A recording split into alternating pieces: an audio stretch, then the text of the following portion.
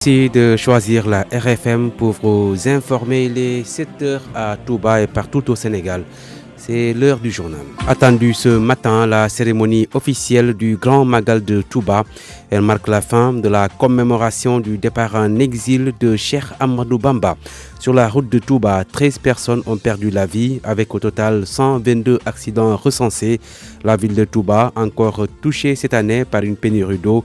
Le responsable de Mahou Ramati, pas d'accord avec les chiffres avancés par le directeur de l'OFOR. Le Sénégal ne s'est jamais engagé devant l'ONU à réhabiliter Karim Wade. Des précisions du ministère des Affaires étrangères qui parle de fake news. Ce sera d'ailleurs le sujet de la chronique de Charles Faye. À Ziguinchor, une bande d'individus armés continue d'écumer la ville. Elle a visité une station d'essence à Colobane et emporté près de 2 millions de francs CFA. Des voix s'élèvent pour réclamer une action urgente des autorités. La page des sports sera avec Abdou Diouf Junior. Barthélémy Ngom va passer en revue la presse de ce matin. Et puis l'invité Awa Diop Patenjaï, présidente de l'association Diapo, membre fondatrice de la Fédération des associations et organisations sociales sénégalaises en Espagne. Abdou Cham assure la partie technique de ces 7 heures. Bonjour et bienvenue. D'abord, la mort tragique d'un électricien au stade Mawade Wade de Saint-Louis. Pape Ndiaye a perdu la vie après une chute de plus de 30 mètres. Un autre de ses collègues avec qui il réparait des projecteurs s'est blessé dans cette chute. Les détails avec Mohamed Nabissila.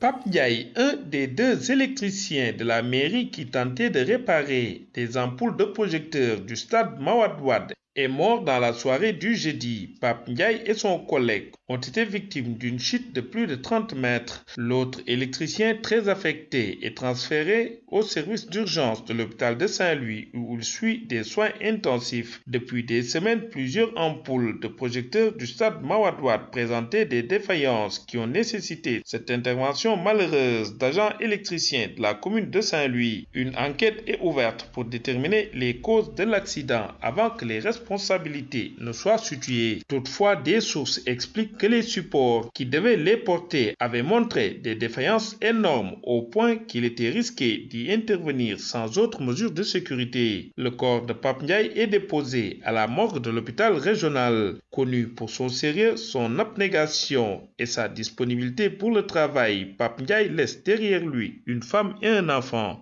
RFM Saint-Louis. Mohamed Nabissila. La série de meurtres qui touche des Sénégalais se poursuit à l'étranger. Les derniers cas, 2 Sénégalais donc tués aux États-Unis. La présidente de l'association Diapo, membre fondateur de la Fédération des associations et organisations sociales sénégalaises en Espagne, condamne cet acte. Awa Diop Patenjaï, qui appelle les compatriotes à plus de prudence et aux organisations de migrants sénégalais de multiplier les activités de sensibilisation auprès de leurs compatriotes. Awa Diop Patenjaï joint en Espagne par Joe Marona. J'en suis peinée. Je présente mes condoléances au médiateur de la République et à toute sa famille éplorée. Moi, j'ai toujours dit que l'immigration est différente selon le lieu, le pays d'accueil. Tout ce qui se passe aux États-Unis n'est pas forcément ce qui se passe en Espagne. Les Sénégalais ici en Espagne, qui sont souvent victimes de meurtres, ça dépend des cas. Que ce soit en Italie ou en Espagne, ça dépend des cas. Quel est le rôle des autorités ? Moi, je crois que les autorités ne peuvent absolument rien dans ça. Ce que, par contre, on peut faire, nous, comme membres présidents d'associations, ou membres aux médiateurs interculturels, ou membres des observateurs de l'immigration, nous, ce qu'on peut faire, c'est peut-être de temps en autre, comme on est en train de le faire, de faire des sensibilisations par rapport aux conduites à tenir dans les pays d'accueil. Moi, je crois que c'est des cas qui sont presque, je ne vais pas dire inexplicables, mais ce sont des cas qui n'ont presque pas de solution. Vraiment, je suis désolée pour ce qui s'est passé pour le fils du médiateur de la République, mais je crois que les conduites à tenir sortent d'abord des associations ou des daïras et organisations sociales. Il est 7 heures passées de 6 minutes. RFM, la radio de toute l'actualité. Le Grand Magal de Touba, 125e édition, clôturée ce vendredi. Au programme, la cérémonie officielle en présence de plusieurs membres du gouvernement, à suivre en direct et en intégralité sur nos antennes avec nos équipes sur place. La route de Touba, où 122 accidents de la circulation ont été recensés, 13 personnes ont perdu la vie selon les sapeurs-pompiers. Le point avec un de nos envoyés spéciaux d'Aude Diouf. Ce Magal restera inoubliable pour les sapeurs-pompiers, eux qui en 4 jours de présence à Touba ont battu tous les records de sortie et de secours.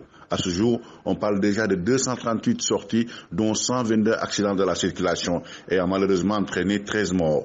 Les sapeurs-pompiers ont eu à secourir 33 malades sur la voie publique tout en faisant 49 sorties pour ravitailler les populations en eau dans les quartiers où le liquide précieux ne coule plus. Il faut dire que durant les sorties, ceux qui ont comme 49 sorties pour ravitailler les populations en eau dans les quartiers où le liquide précieux ne coule plus. Il faut dire que durant les sorties, ceux qui ont comme devise sauver ou périr ont constaté 368 victimes, 3 incendies à Touba. Cette tendance de 2019 dépasse celle des années précédentes, alors que le Magal n'est pas encore fini et que Touba est toujours rempli de monde et les chauffeurs veulent profiter de la situation pour se faire remplir les poches, d'où le non-respect du code de la route. Daouda Diouf, Touba pour la RFM. Daouda Diouf, Touba touché encore cette année par une pénurie d'eau pendant la célébration du Magal, une situation qui a concerné 10 quartiers sur 38 selon le directeur de l'Office des forages ruraux.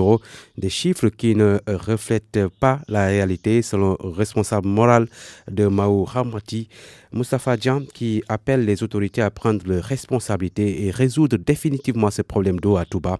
Il est au micro de Mohamed Jojob.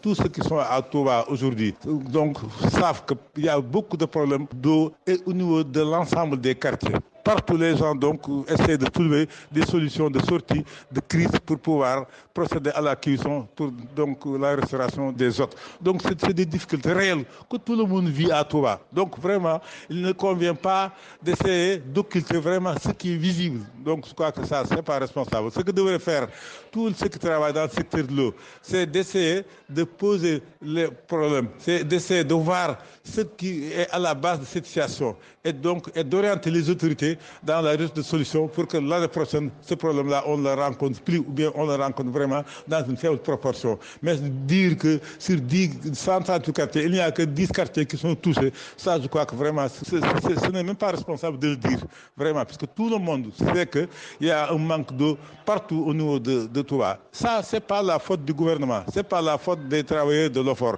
Le gouvernement a fait beaucoup d'efforts sur la base des instructions du chef de l'État. Au lieu de chercher donc à dire que c'est minime, c'est vraiment ça, à la limite, c'est manque de respect aux populations, aux pèlerins qui sont à Touba. 7 heures passées de 9 minutes à Touba. Rendez-vous donc dans la mi-journée pour le direct de la cérémonie officielle de la 125e édition du Grand Magal de Touba. RFM, fréquente modulation 94.0, la radio en puissance. La série de cambriolages se poursuit à Ziguinchor. Dans la nuit de mercredi à jeudi, une bande armée s'est attaquée à une station d'essence à Colobane et a emporté près de 2 millions de francs CFA. Une situation qui inquiète le mouvement Vision Citoyenne qui demande des actions urgentes. Son coordonnateur Madia Diop Sané est au micro de Lamine Ba. Hier, c'était une boutique.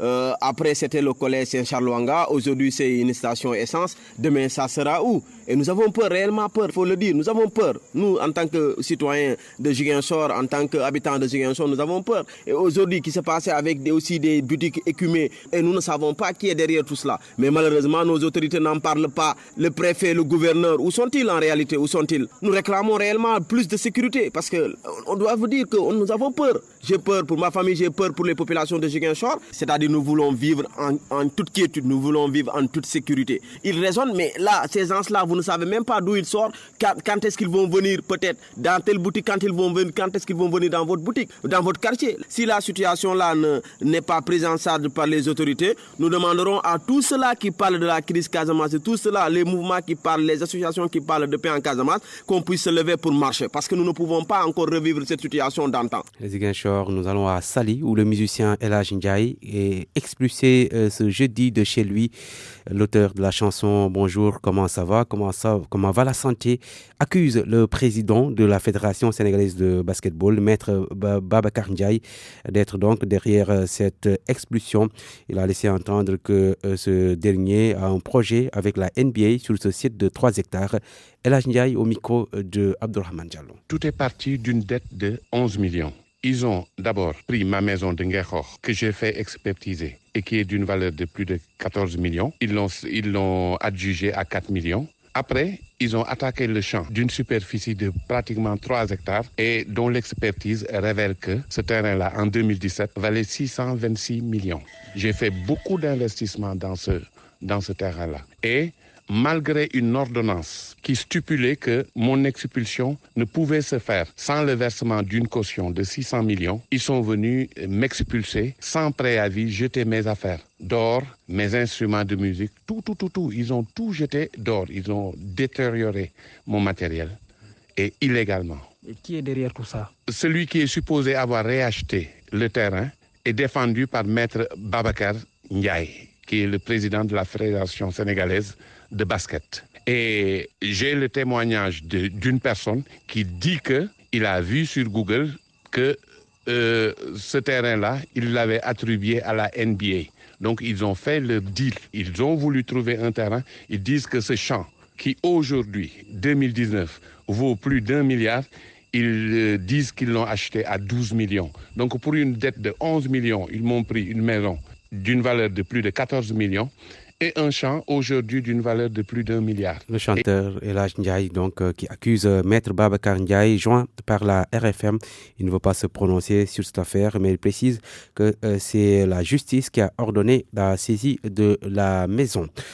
Le démenti du ministère des Affaires étrangères et des Sénégalais de l'extérieur sur la réhabilitation de Karim Wade. Cette information a fait le tour de la toile et c'est dans un communiqué que le ministère nie en bloc ce qu'il qualifie d'allégation mensongère. La synthèse du communiqué avec Amadou Sabarba. Le ministère des Affaires étrangères et des Sénégalais de l'extérieur précise que la délégation du Sénégal n'a en aucun cas et sous quelque forme que ce soit pris des engagements allant d'une réhabilitation de Karim Wade ou d'une réparation d'un préjudice qu'il aurait subi. À travers un communiqué, le ministère reconnaît que le Sénégal a bel et bien pris part à la 127e session du Comité des droits de l'homme les 14 et 15 octobre 2019. C'est pour présenter son 5e rapport périodique conformément à l'article 40 du Pacte international relatif aux droits civils et politiques. La diplomatie sénégalaise affirme qu'au cours du dialogue interactif qui a suivi d'ailleurs la présentation du rapport, un des experts du comité a demandé à la délégation sénégalaise de donner des informations sur l'état de mise en œuvre des contestations du comité au sujet de l'affaire Karim Wade, transmise à l'État sénégalais depuis octobre 2018. Mais le communiqué du ministère des Affaires étrangères et des Sénégalais de l'extérieur déterminait que ces informations publiées à ce sujet sont erronées et relèvent de la méconnaissance des procédures du droit sénégalais et des positions antérieurement et clairement exprimées par le Sénégal sur la question. Amadou Sabarba, l'hivernage n'est pas encore fini au Sénégal. Des pluies attendues ce week-end au centre et dans le sud du pays. Des prévisions de l'ANACIM où Dr Ousmane Ndiaye est directeur de l'exploitation. Il est joint par Oumar Mbow. D'abord, sur le plan excédentaire, c'est-à-dire les zones où on a enregistré des pluies beaucoup plus importantes que la normale, c'est la région de Kolda, la région de Kaolack et la région de Louga et la région de Dakar, bien sûr. Ces zones-là, on a des précipitations qui dépassent un peu la normale et qui sont excédentaires, comme on dit. Tandis que la zone environnant Radin, incluant Podor, Matam et vers Pompelinger, c'est des zones vraiment qui sont déficitaires. Donc les zones déficitaires, c'est vraiment la zone nord-est. Cette semaine-là, on aura une accalmie sur les précipitations, surtout au centre et au nord. On ne s'attend pas à des pluies, donc ce sera une relative accalmie. Donc on s'attend encore à un événement peut-être allant vers la semaine prochaine, vers le 24, commençant le 23-24. On s'attend à des précipitations au centre et surtout au sud. Déjà 5-6 jours de prévision à l'horizon. C'est très difficile d'estimer un peu l'intensité. RFM. L'actualité internationale. Direction la Guinée-Bissau où l'Organisation des Nations Unies demande la tenue du scrutin à date échue, c'est-à-dire le 24 novembre, mais au même moment, la porte-parole de la Commission nationale électorale souligne que les problèmes financiers pourraient compromettre la tenue de l'élection présidentielle.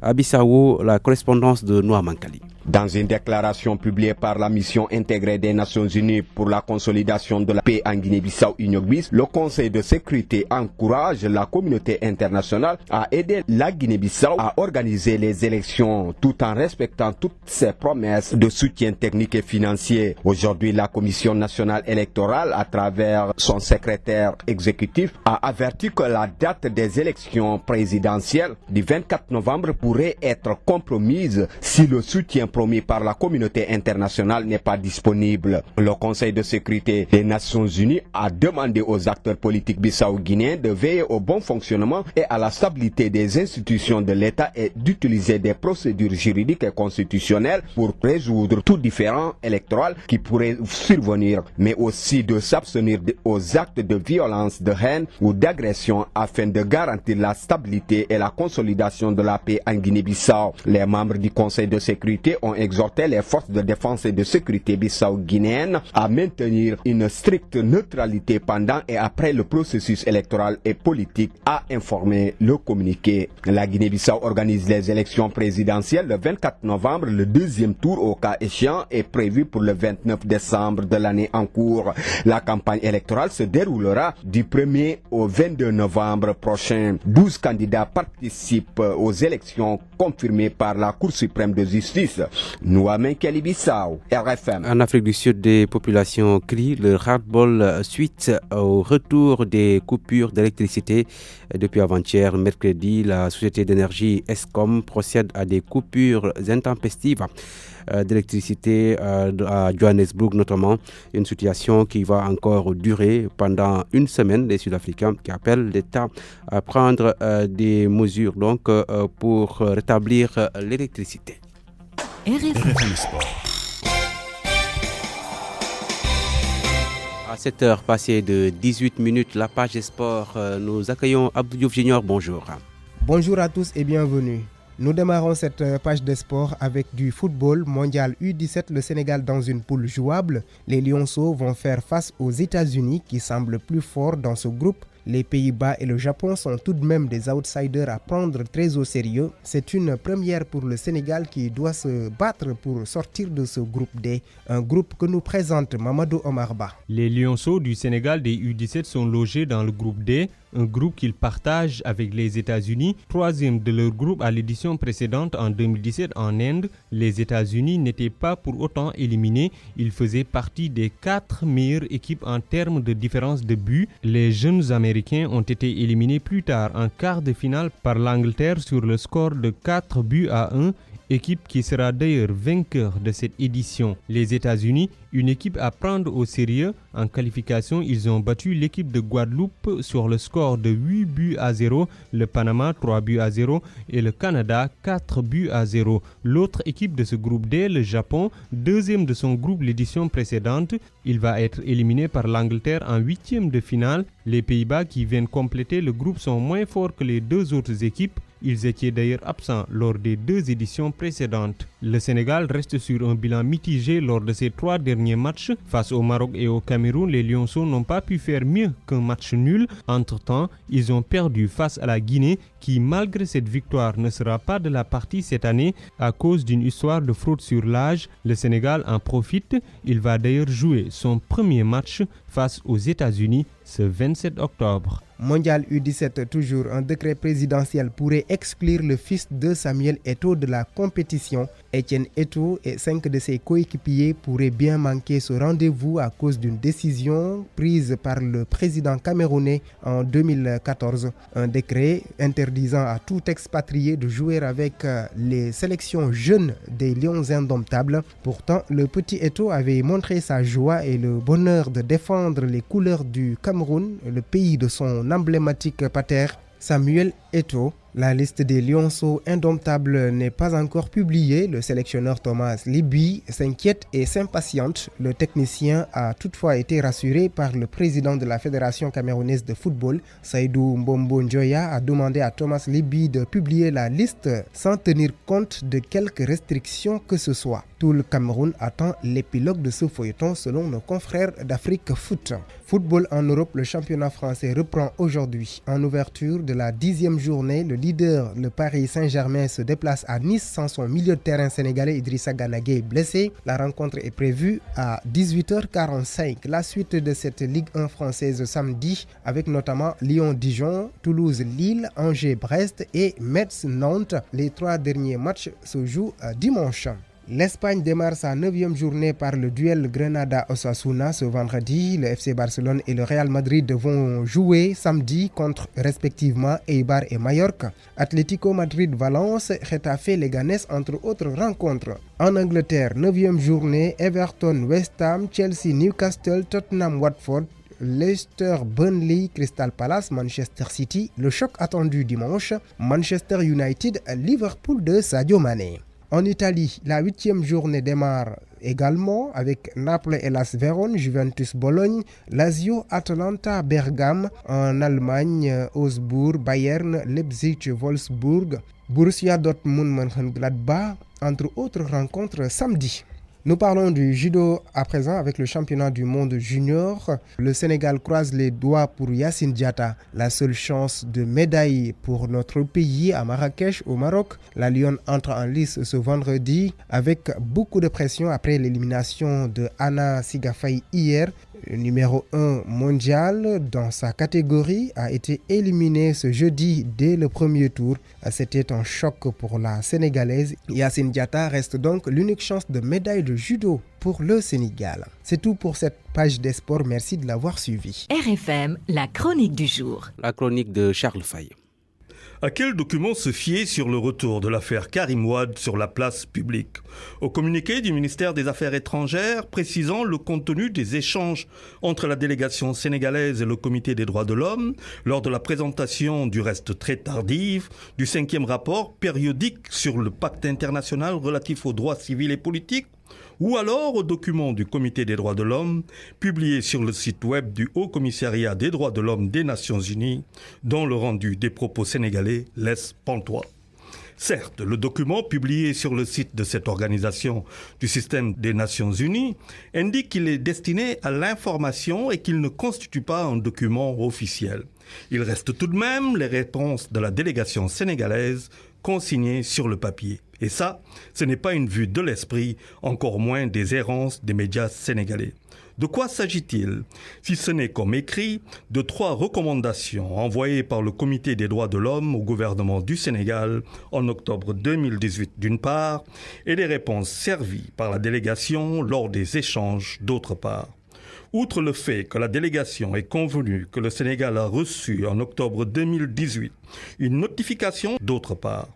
Outre le fait que la délégation est convenue que le Sénégal a reçu en octobre 2018 une notification de constatation comprenant 3 recommandations, à savoir la détention arbitraire de Karim Wade et donc sa libération, ensuite la réparation le concernant et enfin le droit à un recours effectif quant à l'examen sur le fond. Cette même délégation, conduite par M. Samba Ndiaye Seck, directeur de cabinet du secrétaire d'État auprès du garde des Sceaux, qui indique que c'est sur la base de la première recommandation relative à la libération qu'un décret de grâce a été signé par le président de la République. C'est toujours cette même délégation qui fait savoir que les autorités sénégalaises sont prêtes à accorder une réparation et à cette fin à actionner une procédure afin de déterminer le préjudice subi. Et ce, non sans faire observer que depuis sa libération, Karim Wade ne s'est pas rapproché de la juridiction compétente parce qu'il ne vit pas au Sénégal. Et c'est encore cette délégation, concernant la 3e recommandation, qui admet qu'il y va de la nécessité pour le Sénégal de revoir et de modifier l'ensemble des juridictions qui ne prévoient pas de recours. C'est à cette même délégation que membres du Comité des droits de l'homme a fait remarquer que la grâce octroyée à Karim Wade n'allait pas dans le sens de la constatation du comité car elle n'annule pas la condamnation. Or, c'est sur la base de cette condamnation que M. Wade n'a pas su se présenter à la dernière élection présidentielle. Je veux bien croire à un fake posté sur le site officiel d'une organisation des Nations Unies. Je veux bien croire à une infox de la pire espèce ourdie contre le maquis et son administration. Mais il se trouve qu'il y a eu ces derniers jours des faits patents, pas aussi condescendants qu'on voudrait le croire. Mais à qui sait attendre, tout vient à point pour dire tout ça pour ça. Une chose de sûre, nous ne sommes pas au bout de nos surprises. Sans sourciller, nous avalerons la couleuvre. Nous n'avons pas le choix. Fort heureusement, nous avons Serigne Mountakha Mbacké, le régulateur politique et social, à qui nous devons bien plus que nous croyons. Merci. Merci beaucoup, Serigne Mountakha. Juma Mubarak et bon week-end à tous. La dernière note de ce journal, l'invité Awa Diop Patendiaï, présidente de l'association Diapo, membre fondatrice de la Fédération des associations et organisations sociales sénégalaises en Espagne. Au menu, entre autres, la série de meurtres commis sur nos compatriotes, les difficultés des Sénégalais en Europe, les conditions qu'il faut donc pour le retour des Sénégalais vivant à l'étranger. Un entretien avec Jo Maron. Awa Diop Patendiaï, bonjour. Oui, bonjour. Vous êtes interprète, traductrice et présidente de l'association Diapo, membre fondateur de la Fédération des associations et organisations sociales sénégalaises en Espagne. Vous avez reçu des mails de la police espagnole, notamment celle de Tenerife, une distinction. Qu'est-ce qui explique cela? Permettez-moi tout d'abord de saluer vos fidèles auditeurs. Ce qui explique cette distinction, c'est d'abord parce que je travaille avec eux depuis bien longtemps. Je suis interprète traductrice. Et je collabore et je contribue à l'explication que l'immigré, en fait, en général, a besoin, que ce soit celui qui parle en français ou celui qui parle en wolof. Donc, je crois que cette distinction est due au fait qu'ils pensent que je fais mon travail comme ils l'entendent. Et cette distinction va changer quoi concrètement dans votre travail d'aide aux migrants? Je suis d'abord médiatrice interculturelle. J'étais déjà très attachée aux immigrés en général à Tenerife. Donc je pense que cette distinction ne peut absolument rien changer dans mon travail, d'autant plus que j'ai toujours collaboré avec l'Observatoire de l'immigration ici à Tenerife. Donc je crois que cette distinction ne peut faire qu'accentuer les bonnes relations que j'ai avec les institutions ici à Tenerife. Vous avez fait près de 26 ans en Espagne. Dites-nous quels sont les problèmes auxquels les Sénégalais font face souvent. Je crois que les problèmes concrètement que rencontrent les migrants sénégalais, c'est plutôt des problèmes administratifs. C'est autant du côté sénégalais que du côté espagnol. Les migrants en général sont bien accueillis quand ils arrivent chez leurs compatriotes sénégalais. Mais le problème qu'ils rencontrent le plus souvent, c'est un problème de documentation. Le consulat général a fait de grands efforts. Ils ont fait déplacer des valises diplomatiques dans les pays d'accueil, dans les régions d'accueil, qui sont en train de faire établir des documents pour ceux qui ne peuvent pas voyager vers Madrid. Et tous ces problèmes qu'ils rencontrent en général sont des problèmes qui freinent le processus de régularisation. Moi, je crois que c'est en général ces problèmes qu'ils rencontrent. Ils ont aussi d'autres problèmes, c'est un problème d'intégration. Le problème d'intégration, c'est plutôt la langue, parce qu'ils parlent espagnol. Les Espagnols, en général, ils ne parlent pas français. Donc, un problème qu'ils rencontrent aussi, un des plus gros problèmes, c'est un problème d'intégration. Mais le gouvernement espagnol a toujours mis en place, à travers la Croix-Rouge, à travers les mairies, des cours d'espagnol intensifs qui peuvent accélérer le processus d'intégration du migrant quand il arrive. Et face à ces difficultés, quelles propositions faites-vous aujourd'hui pour une intégration réussie? Une intégration réussie, il faut d'abord commencer par le pays d'origine. Je crois que les personnes qui arrivent, les migrants qui arrivent en général, doivent arriver avec une formation.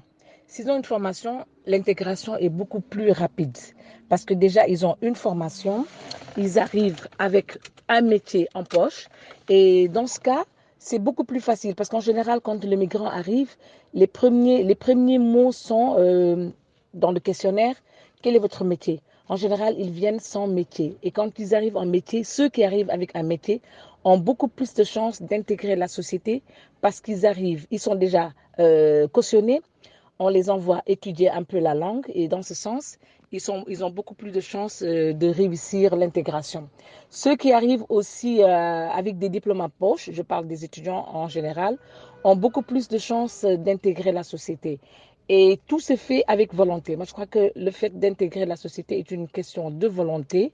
Et puis le reste, ça arrivera tout doucement. Nous avons appris le meurtre aux États-Unis du fils du médiateur de la République du Sénégal, Alioune Badara Cissé. Certains cas aussi sont commis sur des Sénégalais à l'étranger. Et pour tous ces cas, il n'y a pas justice sur ces cas. Quelle doit être, à votre avis, la solution et le rôle des autorités? J'en suis peinée. Je présente mes condoléances au médiateur de la République, à toute sa famille éplorée. Mais je crois que les cas ne sont pas les mêmes. Moi, j'ai toujours dit que l'immigration est différente selon le lieu, le pays d'accueil. Tout ce qui se passe aux États-Unis n'est pas forcément ce qui se passe en Espagne. Les Sénégalais ici en Espagne, qui sont souvent victimes de meurtres, ça dépend des cas. Que ce soit en Italie ou en Espagne, ça dépend des cas. Quel est le rôle des autorités? Moi, je crois que les autorités ne peuvent absolument rien dans ça. Ce que par contre, on peut faire, nous, comme membres présidents d'associations, aux médiateurs interculturels ou membres des observateurs de l'immigration, nous, ce qu'on peut faire, c'est peut-être de temps en autre, comme on est en train de le faire, des sensibilisations par rapport aux conduites à tenir dans les pays d'accueil. C'est des cas qui sont presque, je ne vais pas dire inexplicables, mais ce sont des cas qui n'ont presque pas de solution et que Dieu nous en garde et que Dieu nous préserve pour le mal. Vraiment, je suis désolée pour ce qui s'est passé pour le fils du médiateur de la République, mais je crois que les conduites à tenir sortent d'abord des associations ou des daïras et organisations sociales. Certains Sénégalais vivant à l'étranger aujourd'hui pensent à retourner au Sénégal parce que les choses, disent-ils, sont devenues plus difficiles en Europe. Que faut-il faire pour un retour réussi pour ceux qui veulent rentrer? C'est vrai qu'il y a beaucoup de compatriotes qui sont en train de chercher les voies et moyens pour retourner. Moi, je crois que ce retour, il faut le leur faciliter. Il y a déjà l'OIM qui est en train de faire beaucoup de bruit par rapport à ceux qui veulent retourner, les retours volontaires. Moi, je crois qu'il faudra que l'État essaie un peu de changer la politique migratoire par rapport au retour. Tous ceux qui ont passé un bon bout de temps dans leur pays d'accueil et qui ont envie de retourner au pays, je crois qu'il faudra les accompagner. L'accompagnement ne consiste pas seulement à leur acheter le billet d'avion, à leur payer, à leur donner quelques sous ou quelques euros dans leur poche. Il faudra les préparer d'abord avant qu'ils ne partent et les accompagner au retour jusqu'à ce qu'ils soient bien solides dans leur activité. Et il faut déjà le commencer dès que la personne a déjà en tête le retour au pays. Et ceci doit être autant effectif du côté du pays d'accueil que du pays d'origine. Tous à la fois doivent œuvrer pour que le retour d'un migrant soit bien fait. Djobo Patendiaï, je vous remercie. C'est moi qui vous remercie. Je rappelle que vous êtes interprète traductrice, présidente de l'association Diapo et membre fondateur de la Fédération des associations et organisations sociales sénégalaises en Espagne.